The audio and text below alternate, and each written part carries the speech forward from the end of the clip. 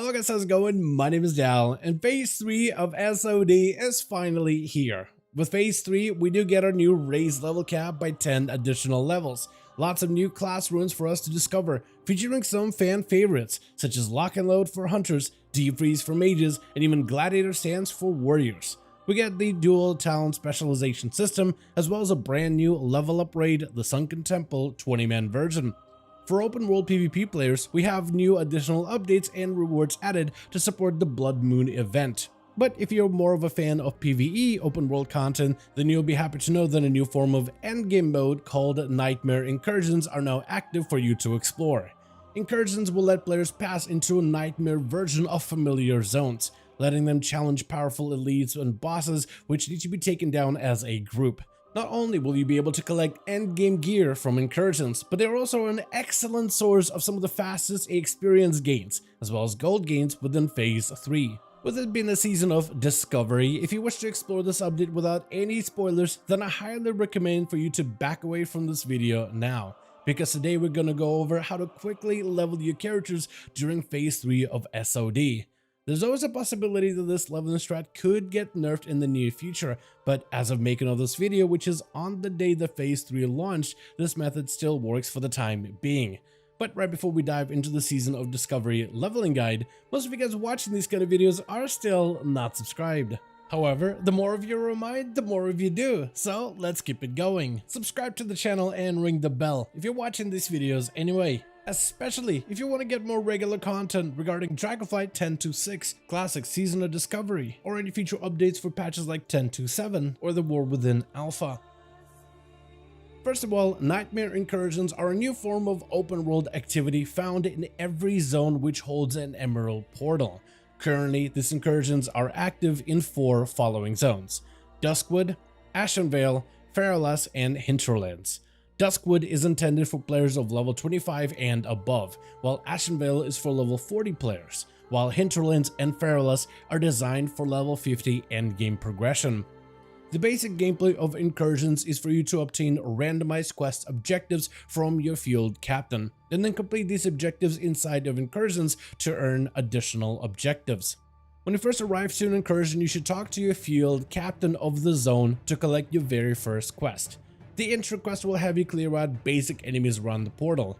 For Ashenvale specifically, we get to clear out a few hounds, a couple of imps, some satyrs, and collect a report from a warden found next to the emerald portal. Once you turn that in, you get your very first objective to complete inside of an incursion. Incursions can be a form of solo content, but it is clear to see that they were initially designed for group activities in mind, so be sure to group up before venturing into the punishing dream world. Each time a player collects their incursion objectives, they also get a deputization item, which allows you to share your objective with other players in your party. The system of quest sharing is a little bit awkward and isn't as intuitive like how we would normally share quests among one another, and it does take a little bit of time for you to go through all of your group's objectives to make sure that you're all sharing them evenly among one another. But after a bit of that pre-work, your whole squad is now ready to venture forth into the incursions. Before diving headfirst, make sure to visit your quartermaster found near your field captain. They'll have a lot of useful items and consumables on them, such as potions for healing, water for mana, and even food for health regen. But also use that sleeping bag that you probably obtained within Phase 2 to get a nice boost for your experience gains. Once inside of an incursion, you'll find yourself in an alternate version of the same zone you just entered. For the purpose of this video, we'll be referencing the zone of Ashenvale specifically. Once inside, your focus as a group should be on completing your group's objectives. And to give you an example of what this looks like, I'm going to give you my group's route of what we've done to maximize our experience gains within these incursions. In Incursion, you'll find 3 main enemy camps for you to deal with. For Ashenvale, we have the Satyrs, the Tree Ants, and the Dragonkin. First, we head up the Dragonkin camp, where you have to slay whelps as well as Night Stalkers. While there, you can also slay the camp boss Larsera if we have that objective available, and snag yourself a dream-touched egg found towards the center of the camp. A little bit north of the camp, you'll find some ruins where you can pick up the Dragon Intelligence from Dream Warden Elodar. Then you can move on to the Satyr camp next door. With satyrs, we have to take down a few betrayers and hellcallers, which can be a little bit tough to solo on your own. While there, we also have Zalius, the camp boss nearby, as well as even more intelligence to collect for us behind the pyramid structure. We also get to pick up the Ajaran prophecy found in a small tent near that same pyramid structure. And if you're having a hard time fighting more hellcallers and betrayers, head towards the back of the camp up a small ramp to find a second minicamp with plenty more satyrs for your group to take down. After cleaning that up, we move on into the lumber mill. There we get to take down 10 vengeful ancients scattered all around that camp. And we also pick up the dream engine found near the blacksmithy area of the lumber mill. Then you head towards the main horde building found towards the center to grab additional intelligence reports inside, and stop by Shredder 9000 if he makes you a list of camp bosses for you to defeat. After all that, we are only left with a handful of quests. Profession quests such as Dream Root, Fool's Gold Dust, and Dream Infused Dragon Skills require herbalism, mining, and skinning for the group to complete. As we do not focus on professions heavily in SOD, we decide to skip out on these quests completely. And for the last possible missions of the Incursions, we get the rescue missions for Warden's Windcaller, Dreambaw, and Autumn Moon. However, you don't necessarily need to find and rescue these Wardens directly to earn the credit for this quest. At the end of our incursion, we like to simply hang out by the ramp that takes us back to the portal to Ashenvale, where we let other players bring these Wardens back to the portals. And even though we aren't delivering these Wardens to safety by ourselves, the fact that we are in a local area as other players do it still allows us to collect the credit for this objective, which makes this activity specifically a little bit more group friendly in the process. After returning from all of these quests, we are then showered with an insane amount of experience, gold, as well as new rewards on the Quartermaster.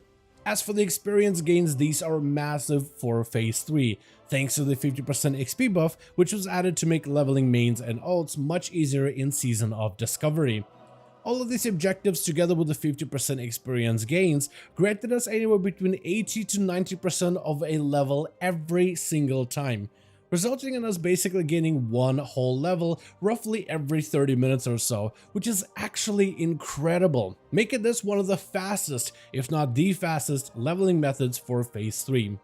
Another wild benefit of the Incursions is the insane amount of gold that these objectives awarded us.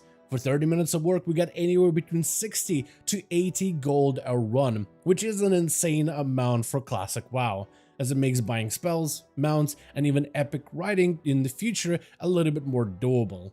Although it does seem that they might have actually nerfed the gold gains for this event after a handful of hours, as it went from earning 60 gold a run down to 15 to 20 gold a run, which is still solid and quite a bit of gold, but not nearly as lucrative as what we were able to experience for the very first few hours of this event.